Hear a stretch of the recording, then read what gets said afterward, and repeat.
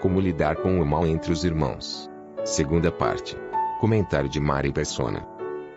Então não tem como algum negócio contra outro, um irmão contra outro irmão, não deve ir, realmente, não deve ir a juízo perante injustos. Ele deve resolver isso entre os irmãos. Porque lá em Mateus capítulo 18, nós encontramos dois que estavam tendo um problema aí entre eles, no capítulo 18 de Mateus, versículo 15. Ora, se teu irmão pecar contra ti, o que é esse pecar contra ti? Não, esse pecar contra ti é fazer qualquer coisa de mal para você, né? De prejudicar você de alguma maneira, ou com uma ofensa, ou não devolver o dinheiro que emprestou, ou, sei lá, não pagar a conta, né? Fazer qualquer coisa ofensiva a outro. Vai e repreende-o entre ti e ele só. Se te ouvir, ganhasse teu irmão. Isso aqui é uma lição muito importante, porque às vezes nós não seguimos esses princípios. Ou seja, eu me sinto ofendido por algum irmão que causa algum mal para mim, né? O que eu faço? Eu conto para todos os irmãos, eu já espalho aquilo para todo lugar, menos para esse irmão, que às vezes o que ele fez nem foi intencional, percebe? Ele pode ter feito assim na falta de bom senso ou qualquer coisa assim. E se eu fosse falar com ele, meu, você fez aquilo lá, você falou aquilo, tá errado, aquilo não se faz, aquilo me ofendeu, aquilo, né, revelou alguma coisa da minha família, alguma coisa assim, qualquer coisa. E de repente, aquilo que podia resolver, ele fala assim, irmão, desculpa, não percebi que eu estava fazendo isso, O que acontece? Ele espalha para todo mundo, né? Você espalha para todo mundo, e menos ele fica sabendo que causou mal a você. Percebe? Isso aconteceu comigo. Eu estava anos atrás, eu tinha acabado de começar a congregar, fazia pouco tempo que eu congregava, e eu dava escola dominical para as crianças. E aí eu criei um marionete. Era uma meia, né? Que eu enfiava a mão na meia, preguei 2 botões em cima, assim, pintei aqui onde ficava a mão, aqui eu pintei como se fosse com um batom ou alguma coisa, para ficar uma carinha de um bichinho, de uma marionete. Então eu fazia assim, e eu conversava com esse marionete enquanto eu estava fazendo lá a escola dominical. Mas o problema é que até você brincar com as crianças, contar alguma historinha, tudo bem, né? Mas um dia eu estava explicando para eles o livro de Jonas. E aí eu comecei a colocar na boca da marionete passagens bíblicas, como se o marionete estivesse respondendo para Jonas, como se fosse o Senhor falando pela boca da marionete, né? E eu, nesse momento, eu já comecei a sentir, não tá caindo legal isso. Senti que não estava legal. Bom, passou um tempo, começou um zum, né? De irmãos comentando esse marionete. Ninguém veio falar comigo, eu só escutava lá um outro conversando com o outro e olhando feio e tal. Aí, um dia eu perguntei, né? O que está acontecendo? Aquele marionete lá que você está usando, não sei o quê, Eu falei, puxa, mas ninguém veio falar comigo? Porque daí eu me senti totalmente envergonhado, né? Porque de repente você tá na boca de todos os irmãos, mas você é o que teve menos discernimento. Outros tiveram discernimento de perceber aquilo, não é? Mas você não foi avisado. Então a sensação foi muito ruim. Eu me senti muito, muito triste com isso, porque eu não tive o discernimento que outros tiveram de enxergar que aquilo não era apropriado, só que ninguém veio me avisar. Caiu na Rádio Peão, né?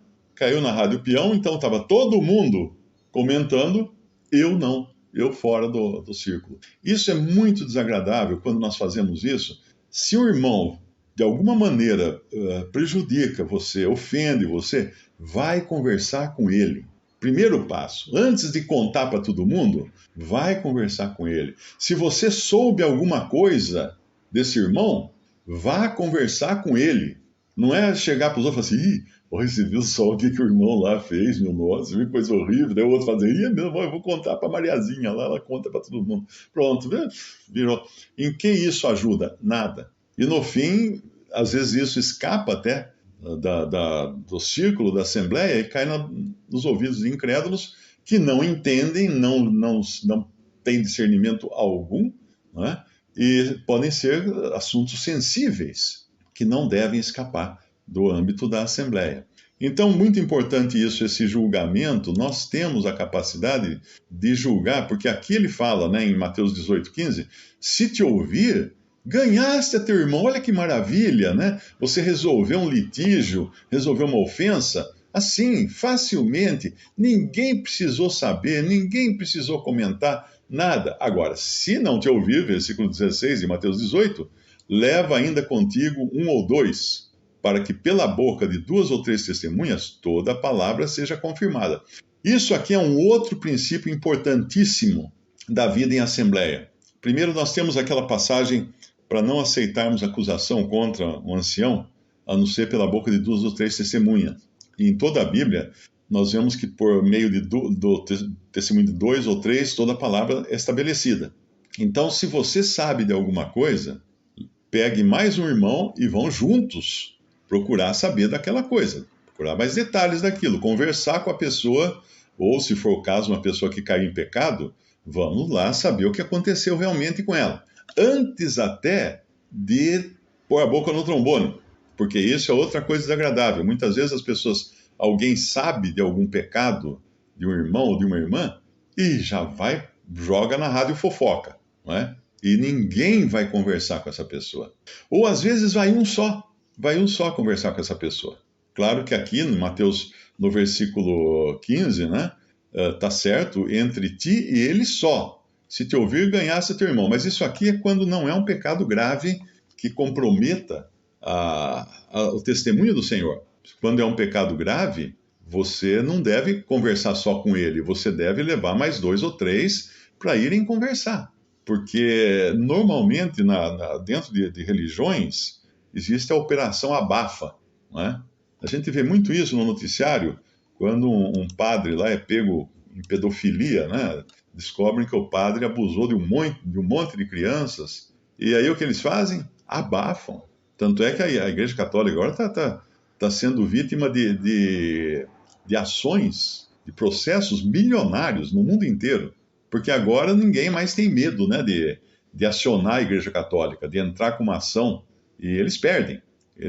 Tem até filmes que fizeram de casos notórios, né, de bispo que ficou lá abafado, a Operação Abafa, né, cuidou do cara lá, até advogados levantaram a questão e acabaram, o cara vai preso. E existe isso também dentro dos protestantes. Eu sei de casos em que o pastor cai lá em prostituição ou em qualquer coisa, ele é transferido. Ele é transferido. Uma cidade onde ninguém conhece ele.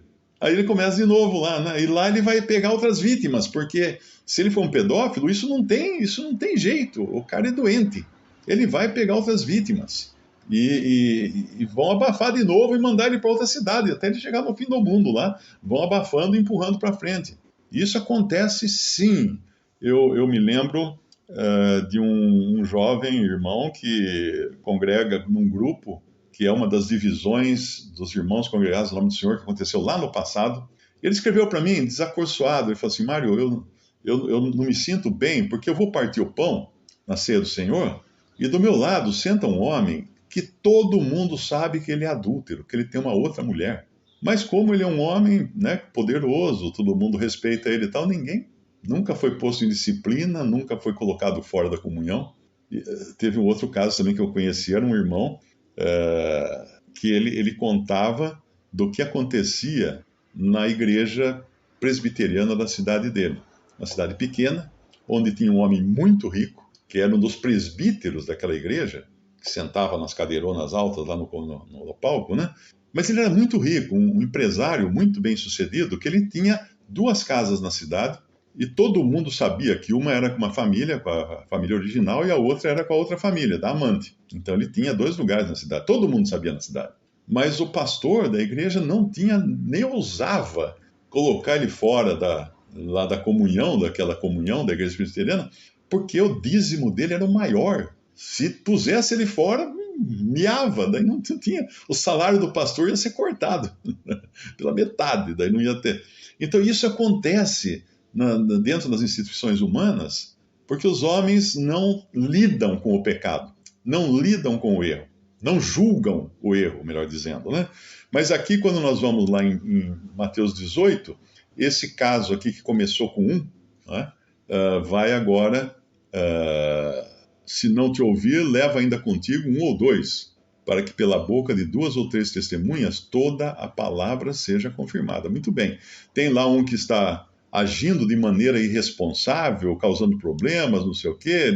Ele está em pecado? Se ele está em pecado, vamos duas ou três testemunhas, porque é muito perigoso também a maneira de tratar, porque às vezes, pensa um caso em que uma esposa trai o marido, não é?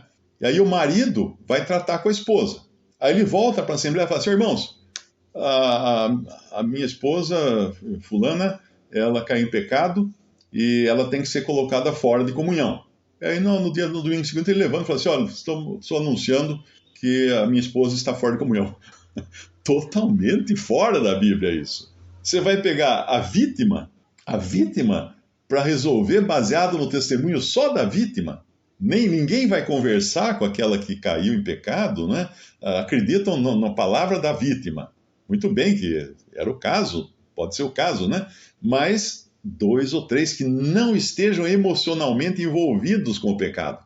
Isso é importante. E essa é uma questão, por exemplo, até na justiça humana, um juiz, ele não pode julgar seus parentes próximos. Sua mulher, seus filhos, ele não pode julgar. Ele está inabilitado para julgar aqueles que lhe são próximos, porque ele está comprometido.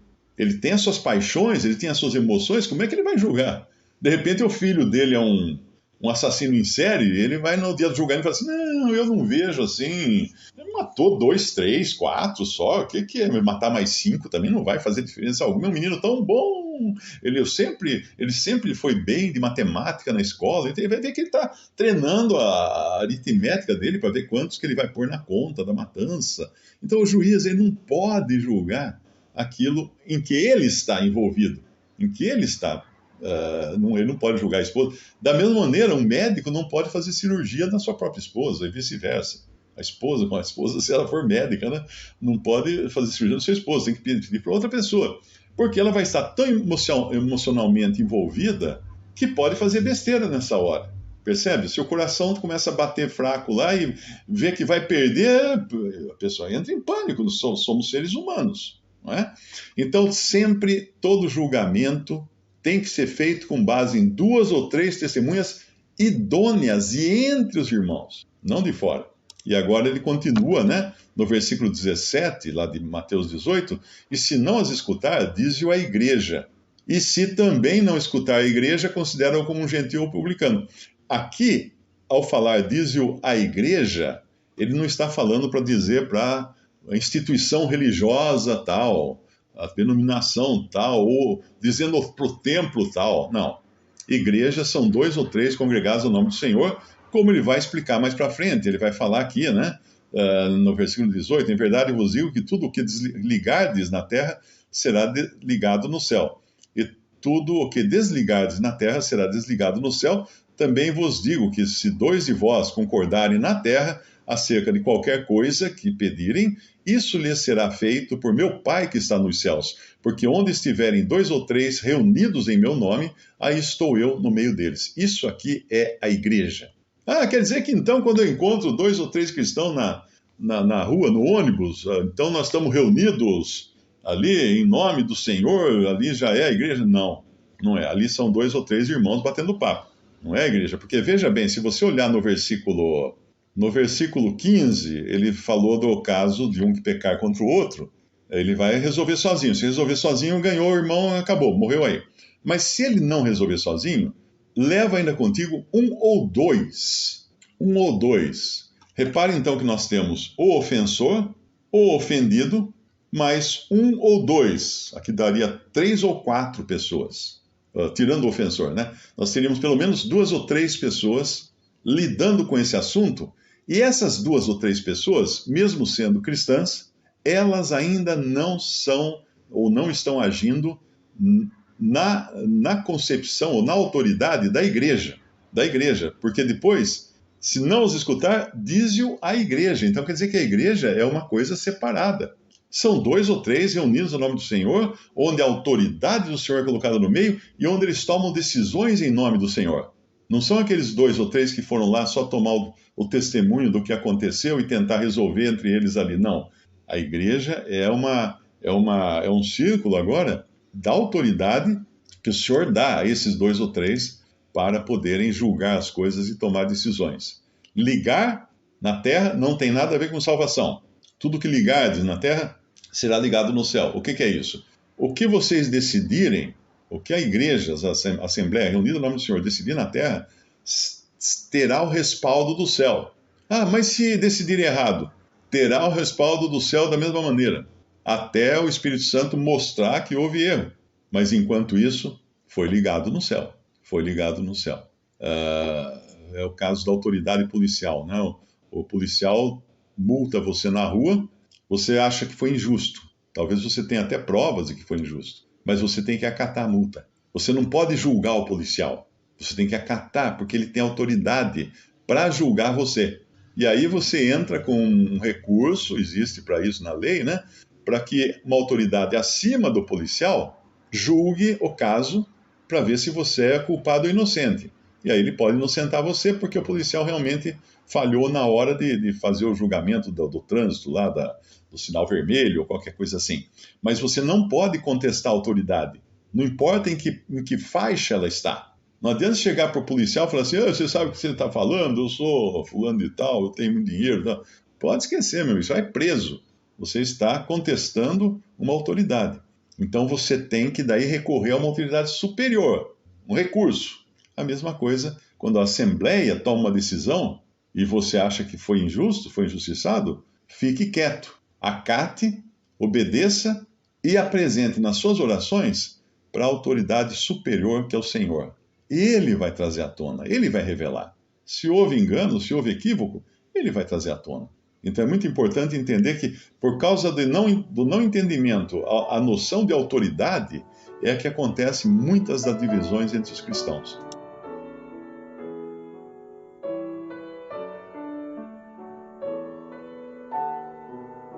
Visite Respondi.com.br. Visite também 3minutos.net.